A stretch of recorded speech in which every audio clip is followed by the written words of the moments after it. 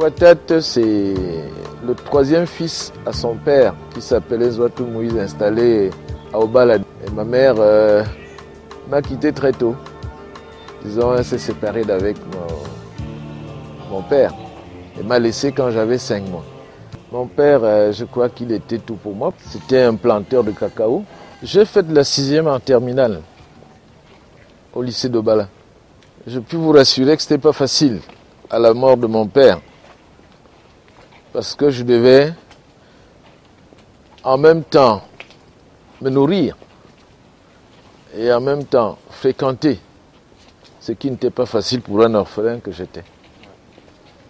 C'était assez difficile parce qu'il y a eu des moments où j'ai même mangé du sable. Comment je vivais? J'allais souvent à Yaoundé porter du sable. J'allais dans les plantations de mon père après pour cueillir des avocats, vendre à mes camarades pour pouvoir payer mon école. J'ai d'ailleurs conçu ma première maison, qui n'était pas une maison, un studio, en terre battue à Obala. Après que j'ai pu construire cette maison, la famille a dit, il a fait des efforts, il était tout seul à le faire. Comment faire pour qu'il puisse rester avec son frère qui n'était pas dans la ville? On nous a conçu un studio de 2 chambres, un salon, à côté de la mienne. Et j'ai mis la mienne en location, ce qui me rapportait quelques sous pour pouvoir payer mes études. Et très souvent, je faisais des jaloux parce que j'avais un revenu, je vendais mes avocats, j'allais de temps en temps puiser de l'eau. Et puis il y avait un hôtel à Obala, l'hôtel Lunapark de M. Ndiaye. Nous allions très souvent faire la plonge là-bas. Quand les Blancs finissaient de manger, nous on récupérait dans les sachets. Nous gardions pendant la semaine et c'est ce que nous mangeons. J'ai fonctionné ici jusqu'en classe de première. À un moment, quand j'étais en 5e, mon professeur d'histoire-géographie m'a pris chez lui pour que je puisse veiller sur ses enfants. Je l'ai fait pendant, je dirais, 2 ans. Un matin, il me dit, monsieur, je suis obligé de me séparer de vous parce que, voilà, il y a des petits problèmes. Mais néanmoins, je vous envoie chez mon neveu. À la maison, déjà, il faisait des poulets. Et ça, c'était là où j'avais eu pris goût de lever les poulets. C'était là vraiment le début de ma carrière où j'ai pensé qu'un jour, je finirais par là. Et je l'ai dit d'ailleurs, que je finirais par là.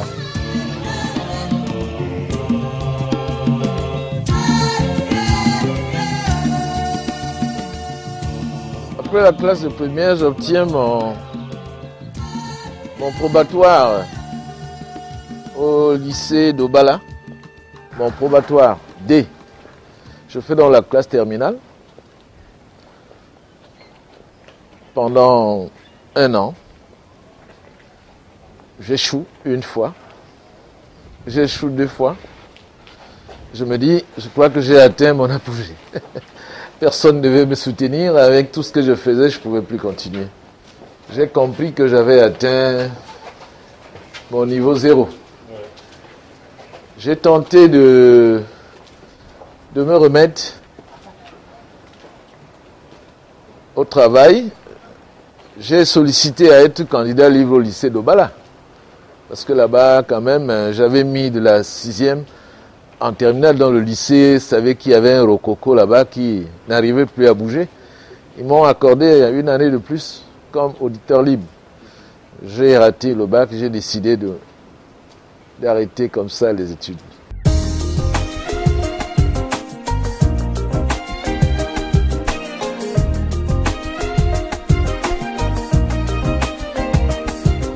Ma carrière professionnelle, je commence déjà par Obala. Parce que j'ai fait le pouce à Obala pour pouvoir vivre. Et pendant que j'étais tellement en difficulté, j'ai eu une de mes sœurs qui se trouvait à IDEA. C'est ainsi qu'elle me demande de venir à IDEA. Je vais donc à IDEA. Je commence un travail à UCB. Et un jour, on m'affecte sur Douala. D'IDEA, Douala pour Kribi. Parce que comme je connaissais, il fallait venir ouvrir le centre de Kribi. au centre de distribution de crédit, on me confiait la responsabilité, c'était assez lourd. Pour un jeune qui venait de commencer et tout, bon. Un matin, je reçois dans mon centre un visiteur inattendu qui était le directeur général de Nobra à l'époque, qui faisait vraiment concurrence et tout, qui est venu me rendre visite, disait, ben voilà, je vais quand même saluer les brasseurs qui sont là, il vient. Alors on a causé de tout et de rien. C'était mon malheur qui commençait avec ma société. Un mois après, on me rappelle au siège, à Douala. Un matin, c'est la police qui est venue me chercher. Monsieur, suivez-nous. Je dis, ben, s'il vous plaît, je vais dire à mon patron que je vais avec vous. Il me dit, non, non, il est au courant, suivez-nous. C'est ainsi qu'on m'amène, où j'ai passé 24 heures gardé à vue au poste de police, pas à l'intérieur. Alors, à l'époque, il n'y avait pas encore de téléphone portable, on ne pouvait rien et tout. C'est un matin, le commissaire m'appelle à son bureau. Il me dit, vous connaissez ces signatures? Je dis oui. Qu'est-ce qui s'est passé? Ah, on dit que vous avez volé, alors c'est pour ça que vous êtes là. Je dis, je ne crois pas que j'ai volé. Je me suis justifié. Et le lendemain, on m'a relâché. Alors, je sors du commissariat, je prends la route, je n'arrive plus à retrouver la route de chez moi. J'habitais Carrefour 3 Morts à Douala, mais je me suis retrouvé à Dokoti. Je dis, où est-ce que je suis là? Où est la route qui m'amène chez moi? J'étais perdu. Voilà, je rentre chez moi, on me dit, tu sors d'où? Je dis, mais j'ai fait deux jours à la police. On m'avait arrêté un matin comme ça, jusqu'ici, je ne sais pas pourquoi. Le lendemain, je me rends à mon service. Déjà, comme c'est des grandes grilles qui sont posées, je viens au portail, on me dit, ah, vous c'est qui? Monsieur Ouattara, rentrez chez vous.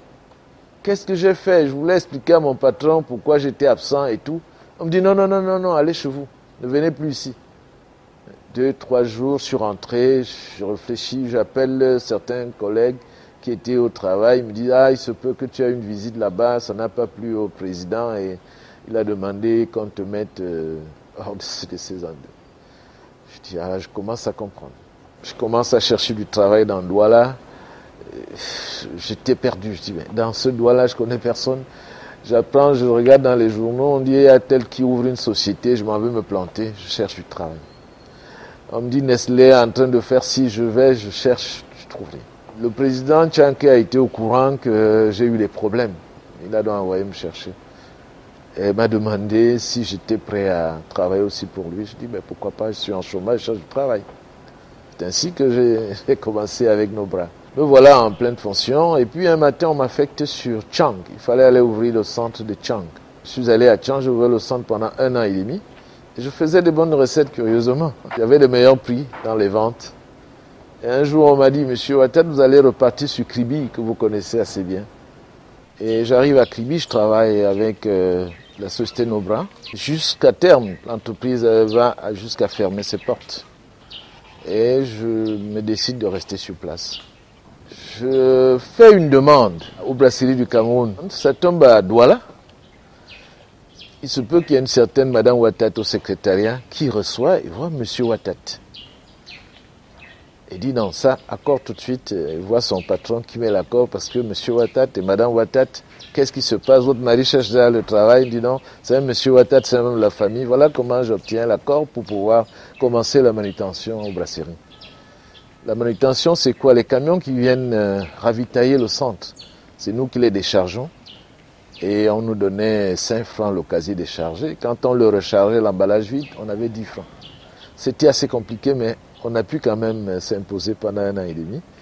Et je dis, c'était trop compliqué, il fallait que je fasse autre chose. C'est ainsi que je pense à faire du gardinage.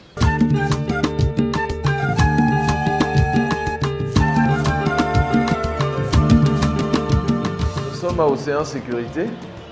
La société de gardinage, la société mère, celle qui a créé l'hôtel Le Paradis et toute la suite des activités.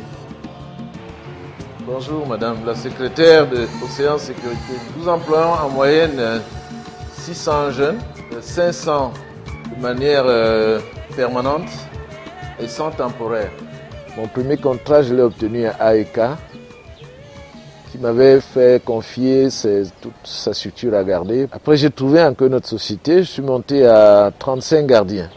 Premier mois, pas de salaire.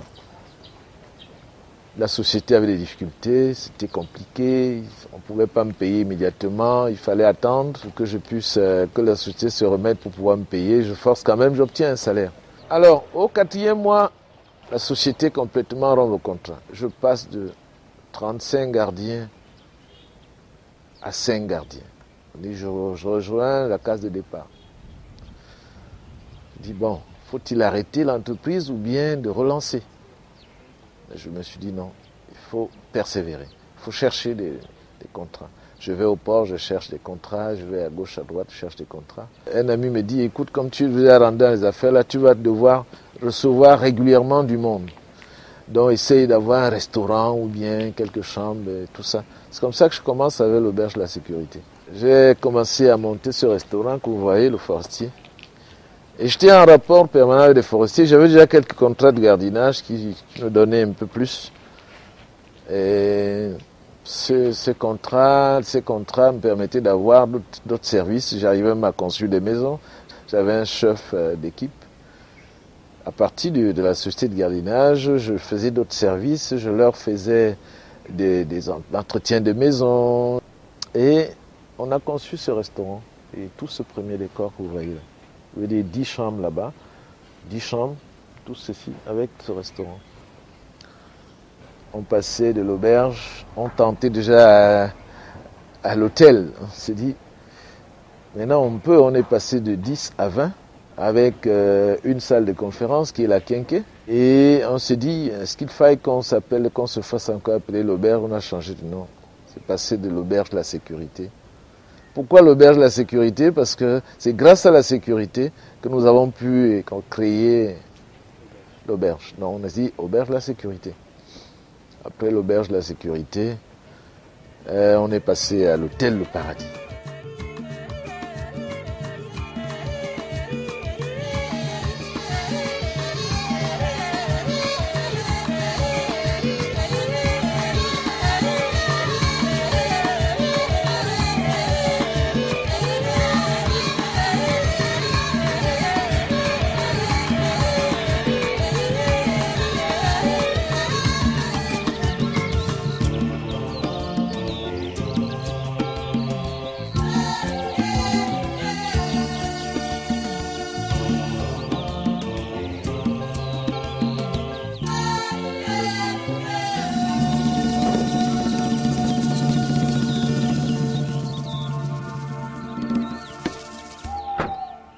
Nous sommes ici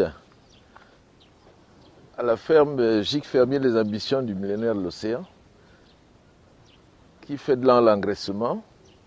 Et ici, c'est un bac de désinfection obligatoire. Ici, on met des produits de traitement ou tremper les pieds. Nous atteignons ici M. Clarkson, qui est le responsable de la ferme. C'est un jeune qui travaille avec moi depuis bientôt 5 ans. Ici, nous employons 12 personnes en deux temps. C'est-à-dire qu'il y a une équipe le matin, une équipe le soir. Et mon travail ici, ça demande de m'en occuper sur la santé du bête. Ici, on a une unité d'engraissement et de l'autre côté, l'unité de reproduction. À l'engraissement ici, on a plus de 500 bêtes. Et à la reproduction, je suis déjà à 222 truies. Et parmi les 222 truies, il y a 150 qui sont déjà gestantes, que j'attends les mises bas d'ici la fin du mois. Chaque jour à 7 heures, on se lève le matin. Moi, en tant que technicien, je me lève, je fais le contrôle sanitaire partout, dans tous les sites. Je vois les bêtes, comment les bêtes sont dormies, s'ils sont en santé, si j'ai les cas inquiétants ou les cas qui sont un peu malades, donc je m'en occupe. Et l'action entre nous, les employés, et avec notre patron, on a vraiment une réaction sincère et très saine. Au côté du travail, d'abord, premièrement, c'est un patron qui connaît ce qu'il fait. Parce que nous, les employés, on ne se plaint pas, il nous donne ce qu'il nous faut pour faire notre travail. Et hors de ça, la relation, il est derrière nous comme notre père. Parce que quand on a souvent les petits problèmes, même hors de travail, il cherche à savoir, à arranger nos problèmes pour voir que pour voir mieux et pour améliorer le travail. C'est un monsieur téméraire, d'une force extraordinaire. Et surtout, celui-là qui pense qu'il ne doit pas aller seul, qui doit aller avec les autres. C'est un monsieur d'une générosité extrême. Un parcours comme celui-là, c'est un modèle qui doit être copié par les autres, par les jeunes. Et c'est pourquoi je salue l'opportunité pour que, enfin, des gens qui ont fait des choses particulières, comme M. Ouattara, puissent se servir d'exemple à la jeunesse, puissent servir d'exemple dans une communauté. L'Afrique a besoin des repères et M.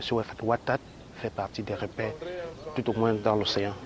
Je suis content qu'à 55 ans aujourd'hui, je suis en train de vouloir prendre la retraite.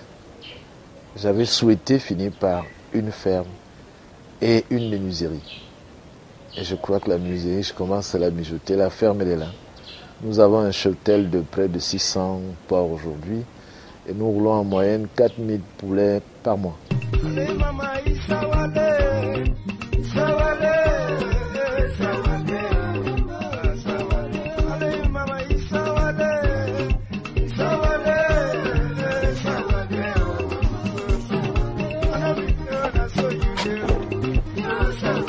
Nous sommes ici à la ferme Fémia La Grasse. Ici, nous sommes à l'unité de volaille. Vous avez des poulets de 45 jours qui pèsent 2 kilos, qui, n'est-ce pas, sont en train de sortir déjà pour la casserole. Donc vous avez de ce côté une bande de 1000, une bande de 1000. Ça fait 2000. Nous contribuons à ceux qui nourrissent Kribi en ce moment. Et avec tous les projets structurants qui viennent, nous serons obligés de redoubler des efforts et de permettre à ce que nos cheptels soient quadruplés parce que la demande risque d'être plus forte.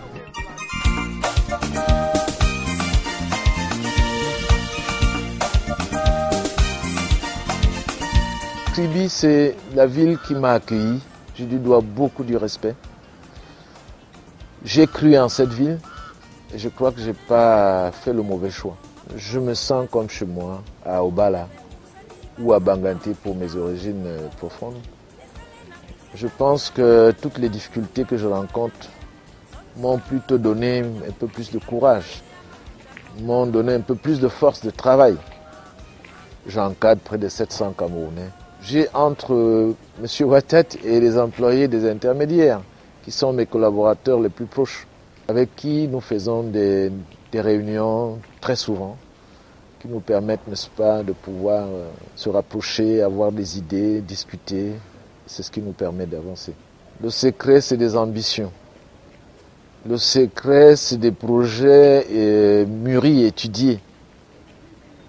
Le secret, c'est d'être un bon père de famille quand on a du personnel. Le secret, c'est de croire en son pays.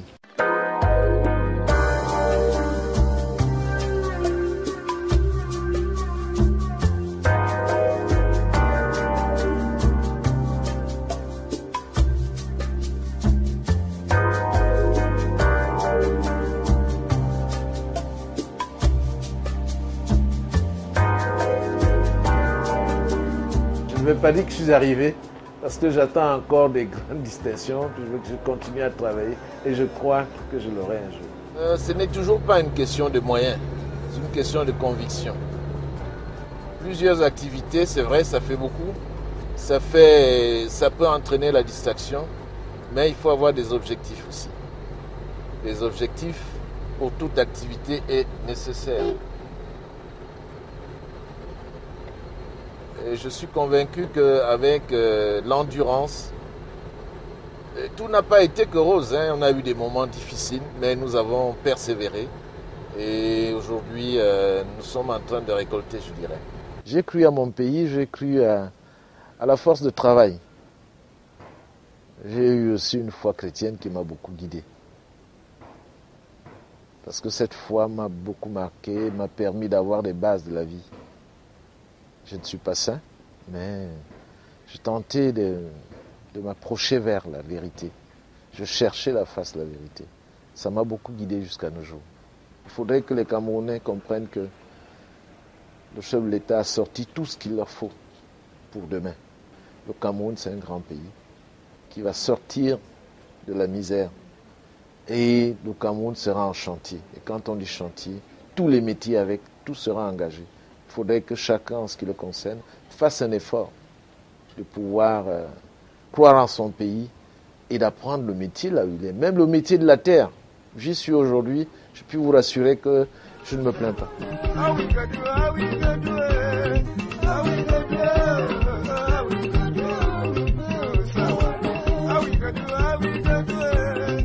Nous sommes ici au verger du groupe Watat. Nous avons planté plusieurs types de citrons, plusieurs types d'avocatiers, d'orangers.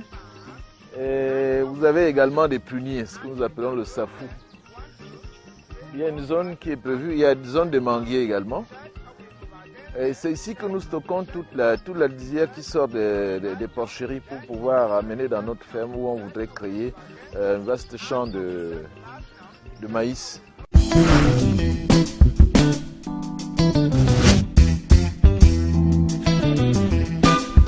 Pour un jeune, l'éthique morale, l'intégrité, le travail, l'endurance, éviter les voies faciles parce que les voies faciles sont les voies de perdition. La Bible nous le rappelle tout le temps. Les jeunes doivent plutôt être sûrs et avoir confiance à leur pays et se mettre, quels qu'en soient les mouvements qui s'y trouvent, qui se disent qu'ils sont appelés à devenir comme les autres. L'échec ne devait pas être, n'est-ce pas, un motif de relâchement quand on a commencé une activité. L'échec plutôt devait être un motif d'encouragement. Parce que c'est au bout de l'échec qu'on repart de plus belle. Donc j'estime que les jeunes doivent persévérer, doivent croire en leur projet et faire ce qu'ils savent faire. Il ne faut jamais faire ce qu'on ne sait pas faire. Les aventures, c'est pas bon. Il faut vous sentir dans ce que vous faites et y croire fermement.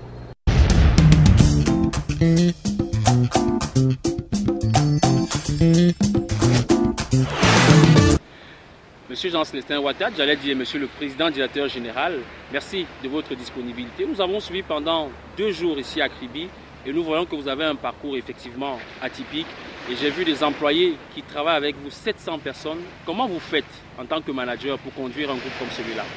700 personnes, c'est beaucoup, mais avec une bonne organisation, on arrive à surmonter la gestion de 700 personnes. C'est de choisir des hommes qu'il faut pour les places qu'il faut. L'un des domaines dans lesquels vous excellez, c'est l'élevage. On a vu que c'est un domaine qui, autant il est porteur, autant il offre, on peut dire, des rentrées économiques intéressantes, autant il n'est pas sans risque. Parce que si vous perdez par exemple 200 têtes de bétail, de volailles, vous nous avez dit, comment vous faites généralement pour rattraper les difficultés comme celle-là? Quand on commence à une activité comme celle-là, il faut toujours s'attendre à des catastrophes. Tout peut arriver. Si on a des difficultés, il faut être prêt à reprendre. Quel est l'état d'esprit qu'il faut avoir pour atteindre un résultat comme le vôtre? Disons qu'il faut avoir un esprit fort et ne pas toujours dire qu'il faut aller à l'école pour avancer. Aujourd'hui, il faut avoir confiance en soi. Les jeunes doivent comprendre que rien n'est facile, mais quand on veut, on peut. Et celui qui peut avancer. Jean-Célestin Watat, dites-moi, vous êtes à Kribi, vous qui êtes originaire de l'ouest à Baganté, qui êtes né et a grandi dans le centre à Obala. Aujourd'hui, vous êtes dans le sud. Vous êtes bien accueilli? Je suis arrivé, je dirais, en caleçon à Kribi. Me voici aujourd'hui portant une veste, parlant à la télévision. C'est un honneur particulier.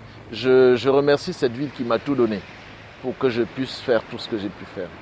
Nous sommes sur la plage et je me souviens que dans l'entretien qui précède en racontant votre parcours, vous nous avez dit c'est triste, mais c'est une anecdote qui montre ce par quoi vous êtes passé. Vous avez dû parfois manger un peu de sable. Nous sommes sur du sable. Que faites-vous de ce sable aujourd'hui?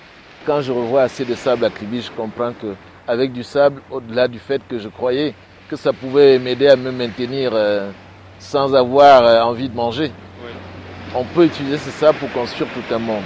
Et pour moi aujourd'hui, c'est du souvenir, c'est du passé. Un passé dont vous n'avez pas honte et que vous assumez. Non. Je le dis à qui veut l'entendre, c'est à plus d'une occasion que je l'ai déjà dit, que j'ai mangé du sable. Ceci, c'est pas pour m'en vanter, c'est pour dire que dans la vie, il faut endurer. Il faut endurer et quand on endure, il ne faut pas virer à la facilité.